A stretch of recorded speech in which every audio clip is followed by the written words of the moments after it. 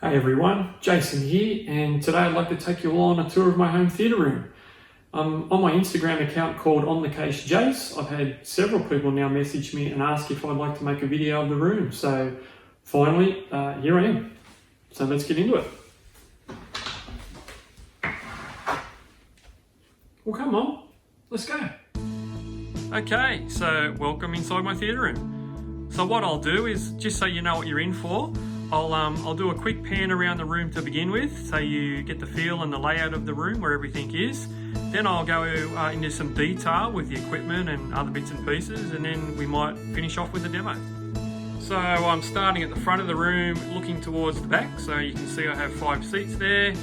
Looking up, I've got a couple of racks at the back of the room with my CDs and some DVDs, some older stuff that I don't use very often. And you'll see up the top there my projector. Now we have the right hand side, that is if you're looking from the back of the room towards the screen. This is what we'd be looking at from the right hand side of the room. Now we're on the left hand side of the room, same thing, that's looking at the screen, that is. You're seeing the view from the left. And here we have the view towards the screen. So what you're looking at there is a 120-inch Screen Technics CinemaScope screen in a ratio of 2.35 to 1. I actually did have, previous to this, a 16 to 9 ratio screen, but personally I find I like this screen better. I just find that majority of movies these days do come in a widescreen format, so for me it's obviously an individual choice, but I tend to like this size of the screen better. For those interested, the room dimensions in here are approximately 6.5 metres long, approximately 4.5 metres wide, and I have 2.4 metre high ceilings. All the gyprock around the walls is 13mm soundcheck gyprock, and inside the wall cavities we have all the walls and the ceilings filled with rock wool insulation. Basically just means that it keeps all the noise inside the room, so nice noise containment in here, and when you're on the other side of the wall or outside the house, very muffled, you can't hear a lot at all. The room I have here set up is what's called a 7.2.4 Dolby Atmos configuration, and for those who are not really familiar with those numbers, it's basically an abbreviation. It just explains how many speakers you have set up in your room. So the first number in my room being 7 just means 7 speakers at or near ear level. The 0.2, that's the second number, indicates 2 subwoofers, which I have down in the front cabinet down there, and I'll get to those a little later on. And the 0.4, that's the last number in that sequence, indicates the height or ceiling mounted speakers, and that's basically what enables Dolby Atmos. I'll actually give you a look at those later. You may just be able to see there's 2 on that side, and there's 2 just up there on that side as well, and that indicates a 7.2.4. The 5 theatre seats you see here are the newest addition to the room. I've only had these a few months. These were ordered from a lounge wholesaler here in Sydney where I live. They're full leather, also fully electric, so they recline. The recline function is all electric motors, cup holders in all. And they'll basically, with these I order them to suit, so you can say where you want your buttons located, where you want your armrest, all that sort of thing. So you tell them how you want it and they deliver as you require. They're all set up similar, so you can just see on the side down there, there's the buttons for the control. They've got a USB charging port, each chair has its own. Each chair's got its own cup holder. And because they're fully electric, I wanted a nice neat solution for the power running to these things, so we had an electrician come in and we had these really neat power points installed. I really like these, so I'll get down a little bit closer here so you can see. You see that little silver kind of looking flat down there? That's actually a pop-up power point, so your plugs go into that, powers the chair, everything's hidden and nicely out of sight so you can't see anything. And if you wanted to move the chairs or disconnect the power or whatever, you just pull the plugs out, and that little silver flat down there actually pushes down and just goes flat with the floor. So you wouldn't even know it was there to look at it if you decide to move the lounges or something like that. But really happy with these, nice and soft, really comfortable. To control the room, I use a home automation system called Control4. I've been using this for probably 8 or 9 years now. I really like it just because it's very customizable, and you can have as little or as much technology involved as you like. So you can start with one room, or you can go up to your entire house. It's completely up to you as your budget allows. So in this room here, you'll notice as you walk into the door, the first thing on the wall here you see is a little light switch. And it has what I call the quick function. So basically, room on means you press that, the lights turn on, it gets the equipment ready to use. Step means for step lights, rear lights. Next one down says Foxtel, which is just pay TV here in Australia. Intermission will pause what you're watching on the screen and dim the lights to 50%. And room off's what you hit when you leave the room, and that turns all your equipment off, turns the lights off, and away you go. You can also use just around here, this is the remote control for Control 4. Pretty much like any universal remote control, all works basically the same. But my preferred way of using Control 4 is through my iPhone or my iPad. I've just got the demo screen up here now so you can have a quick look. You'll notice at the top it says theatre, which indicates we're in the theatre room. You see all the icons below, so all those icons you just tap on to control them and use the functions accordingly as you need to.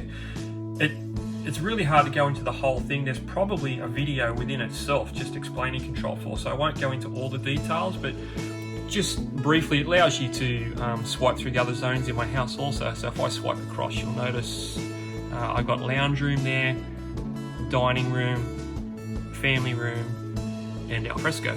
So amongst all that, you can just basically swipe through and control your whole house from your phone or your iPad, whatever you like to do. All the equipment for the room is housed in an AV rack, which is on the back wall of the room. You probably saw the lights flashing there earlier on. I've just taken the door off at the moment, so it's easy to see inside, but it normally has like a glass tinted door on the front. It sits in a recess in the wall, so it all sits nice and flush, flat against the wall. The little bit of a curtain up the top there just hides some cabling behind us, nothing really important, just some cabling in there I didn't want people to see. That curtain actually used to go all the way to the floor, and we decided just to cut it off at the top there. What I'll do now is just go down and describe what each thing is inside the cabinet. So starting from the top there, the first two items you see are just 24-port patch panels. They work for our home networking requirements. The next one down is a Netgear 24-port switch. Down next one with the blue flashing lights, that's a Packedge RK1 router. That's a router that's really designed to work well with AV systems that require high bandwidth data flow on multiple streams. Those four tall black boxes you see there are called Triad 1 streaming amplifiers. Each one of those powers one zone of 2 speakers. So as I showed you earlier with Control 4, I have zones throughout the house. Each one of those boxes provides the amplification for one zone, so that's why I have 4 of them, one for each zone. Next across there is just my internet modem, nothing exciting there. Move down to our Foxtel set-top box, which is just pay TV here in Australia. Next one down is the Denon AVC X8500H. This is Denon's flagship receiver at the moment, 13 channels of amplification built in, 15 sets of binding posts on the back, so great if you want to run a full Dolby Atmos system in one unit, no need for extra amplification. That flap there, and I'll just give you a quick look in the middle, there's just a few controls there, and the flap raises up when you don't use those things there. Next one down is a Control 4 E83 controller. This is the brains of the whole Control 4 system, if you will, so it allows control over everything in this room and any other zones throughout the house. It controls everything. Across to this side, that's a HDMI extender, and it works over Cat6 cabling, so it allows me to send a HDMI signal for this room throughout any other part of the house I would like over Cat6 network cabling. Then down to the 4K Blu-ray player. This is a Panasonic DP UB9000. Fantastic Blu-ray player. This is Panasonic's current flagship model. Fantastic player. I love the picture that comes from this. Getting close to the bottom now, that's just a Qnap TS251. That's a NAS drive that has all my CDs ripped on there in FLAC format, so I can stream that over Control 4 throughout the house. Just a Sony PS4 there, and the blue light you might just see sitting up the back there is my Apple 4K TV. sitting up on top of the PS4. And finally down the bottom here is my power amplifier. This is an Anthem MC820 2-channel power amp, and I use this to run just my front left and my front right speakers in the system, which just leaves a little bit of extra power there for the Denon to run all the other speakers in the room. So the Denon is running all the surrounds and the heights, and this is just running the front, left and right. And I should also just mention that all this gear is running off 2 dedicated 20 amp circuits at the back there, so they're separated into 2 circuits with Thor power protection and surge protection at the back. You can't see it from here, but. And that leads us on to probably my most favourite piece of equipment in the whole room, my projector. This is a Sony VW570ES. I believe in other parts of the world you can get the exact same projector, but it's called a 695ES, so depending on what part of the world you live in is what the model number is, but I'm gathering it's the same. This is a native 4K projector, beautiful blacks, brilliant picture. This is a stunning picture actually. Also has a advanced dynamic iris to help with those black levels, and it also has a lens memory function, so with the press of a button I can change the aspect ratio on the screen from a normal 16:9 picture to a widescreen picture with one press, so no manual adjustment needed. Onto the speakers down the front of the room. I'm just going to give you a view there of what the system looks like with all the grills closed or shut, and I'll now show you what they look like where they're open and some of the grills removed. I've just put some extra light down there because it was quite dark, so it may look a little bit brighter than normal, but it's just because I've got some light showing on it. And here's the view with the doors open and some of the grills removed.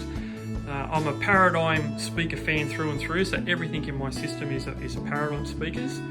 I'll just bring you around the front so you can get a closer view. Never mind that little tripod you see right there. It's all it's doing is holding up that door. I just realised it won't stay open on its own, so I've just propped it up with a thing there to keep it open. I'll start with the front, left and rights. These are Paradigm Studio 100 version 5s, and that's what it looks like over there with the grill on, grill off. Down here, that's a Paradigm CC690. It's the same family as the Studio 100s, it's just been reconfigured so you can lay it horizontally so the tweeter fires at the right position when it hits your listening position over here. It's tilted slightly up on feet there so it's at the right height when it hits the listener's ears. And I hear everyone screaming, why have you got 2 different subs and 2 different colours? Short answer, the one on the right here, the brown one, this is a Paradigm Reference Sub 12. And I bought this originally with the other speakers about 10 years ago, and unfortunately at the time my budget only allowed me to buy 1 sub because they were really quite expensive.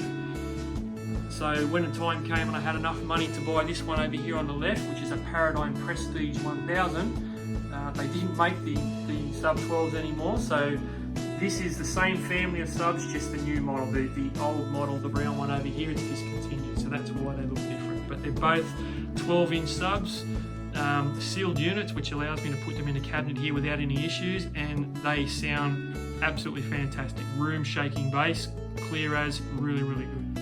And to use with the subwoofers, I have a Paradigm PBK, which stands for Perfect Bass Kit. This is a calibrated microphone and stand that allows you to put one end into the back of your laptop computer, the other end goes into the rear of the sub, and it lets you use computerized room correction to get the best sounding response out of your subwoofers for your particular room. And also while we're down here at the subwoofer, the feet here are not Paradigm feet on the subs, they're actually an SVS product. It's called an SVS SoundPath Subwoofer Isolation System. And really in short what it is, it's just like having your sub sit on a bed of jelly. So if I just give this a bit of a rock here right now, I'm really shaking that quite hard, and it's like having a bed of jelly under your subwoofer. Great for removing any unwanted vibrations coming from the bottom of your cabinet. So if you have your sub on a hard timber floor or a hard tile floor, I would definitely recommend these SoundPath isolation systems, well worth the money. And surround speakers, I have 4. There's 2 on the rear wall, 1 on that side, and 1 on this side, so 4 surround speakers. These are a Paradigm ADP 190s, so I'll just show you one because they're all the same. They're a dipole speaker, which means the drivers are located on the sides where the cloth is there, and as opposed to the front. So the front's like a blank panel, the drivers are on the sides. And lastly, for the speakers, we move on to the ceiling ones there. And I actually showed you these at the beginning. I'll just quickly try and get out of the light there. There's 2 on that side, 2 over this side, and I've removed the grill off this one just so you get the basic idea of how they look. These are a Paradigm custom install E80R. So this is from Paradigm's Elite range. These are fantastic speakers, and I actually have these not just in here, but these are my zone speakers throughout the rest of the house too. So as I mentioned earlier, we have music distribution throughout the home. These are exact same speakers I have elsewhere throughout the home. Obviously in here I've painted these black because of the black ceiling in the media room, but the rest of the house has white grills. So they're a paintable grill, so you can have them whatever color you like. And yeah, so that's them. These are a fantastic speaker, and like I said, even in movie content, you don't get a lot of use from your height speakers either. So they're probably a little bit overkill in this room really, but they sound fantastic. But where they do really benefit a lot is in the rest of the house, where I have them just used solely for music, and I can guarantee they sound just awesome. To give the room that cinema feel, you've got to have your favourite movie posters upright. So got a few of these around the room. They're really easy to swap out your posters. The back comes off in about 60 seconds. You can swap them out and change your posters over as you want to. So currently now on the wall, some of my favourite films: Indiana Jones, Blues Brothers, one of my absolute classics. I love that movie. E.T. Around the back there, Back to the Future. Sorry for the lights reflecting off that a little bit. I had to keep the lights fairly bright because it was hard to see otherwise, but that's Back to the Future there. Avengers Infinity War. Around to The Dark Knight. Pulp Fiction there. And one more around this side of the front of the room here, which is, I love this comedy, The Hangover. Onto the movie collection itself. So in my room here I have basically three of these shelving units just like this, one on this side of the room, 2 on the others. I have a total at the moment of somewhere just over 1,100 titles on 4K and Blu-ray, and I'm still working on it. I'm not exactly sure how I like it set out, but for the time being I've got them in genre order, alphabetical, but I still change this around a little bit because I can't fit something that's exactly how I like it at the moment. But for right now, you may notice there the top 2 rows are basic, well sorry, not even that, the top 1.5 rows are my horrors. A couple of steelbooks of my favourite ones are on display. A small section just here of like war type movies, don't have a lot of those.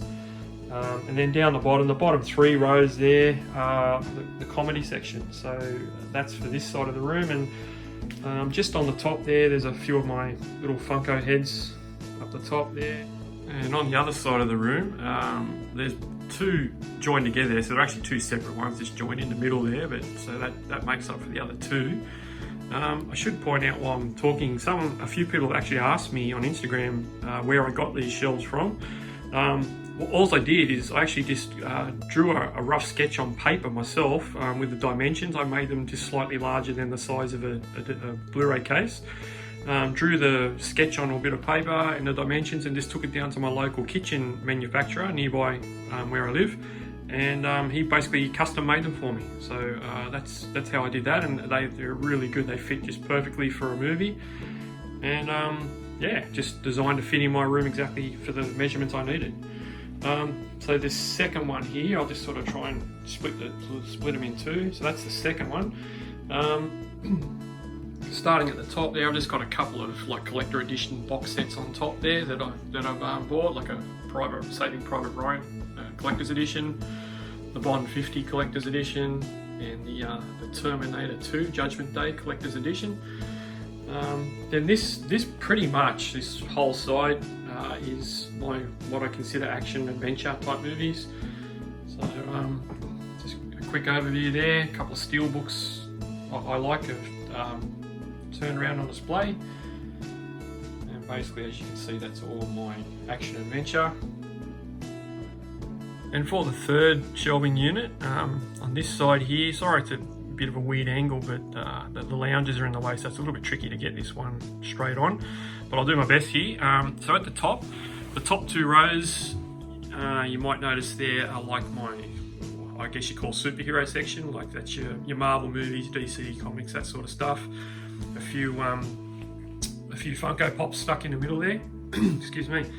Down to the third row, on the left-hand side is where I stick all my concerts and music Blu-rays, that sort of thing. On the other side of the shelf, there's a few family movies here, and I didn't really have anywhere else to put them, so I've sort of just stuck them in there for the time being, but that's where they sort of live.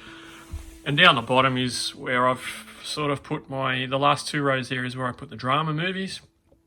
Like I said, it's far from perfect, and I'm constantly changing this around, but for right now, that's how I've got it. It sort of works for me, but it's not fantastic by any means. And across the top there, you'll see I've got the big Thanos on the end there, and follow along. I've got all well, not all, but quite a few Marvel, DC characters along the top there. Next to the Hulk here and in the middle, I've got the authentic Eye of Agamotto there from Doctor Strange. Yeah, so basically there you go, that's my movie collection. So what I'm going to do now is give you a quick demo on screen of how the room looks to me when we're sitting in the sweet spot.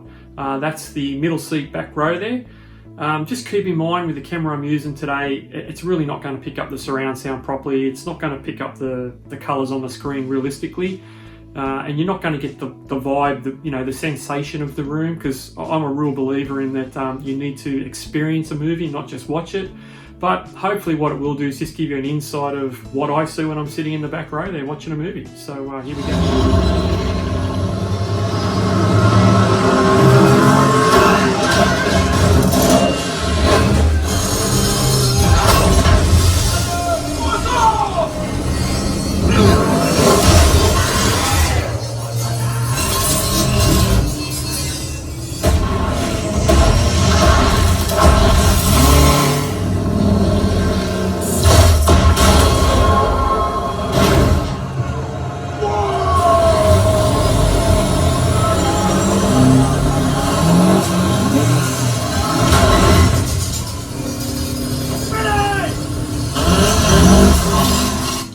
So hopefully that demo there gave you a small insight into the amount of enjoyment I get from this room. I'm really passionate about everything home theatre, and for me this room's been a work in progress now for over 10 years, and I'm sure it's going to be like that for a long time to come.